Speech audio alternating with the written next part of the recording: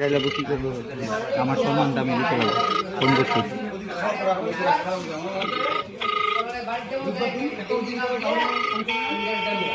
সালাম আলাইকুম করিম চাচা, কেমন আছেন? আমি আছি মোটামুটি, আল্লাহ রাখছে। ওই যে জদেব কাকা তোমার লগে কাঁচার লাগছিল যে। হ্যালো হ্যালো হ্যালো হ্যালো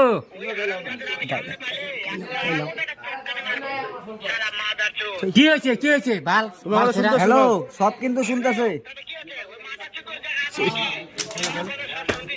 ওই কি হয়েছে? হ্যাঁ সারবাটা কি করছে? করিম কাকা সব শুনতেছে কিন্তু তোমার ইহে।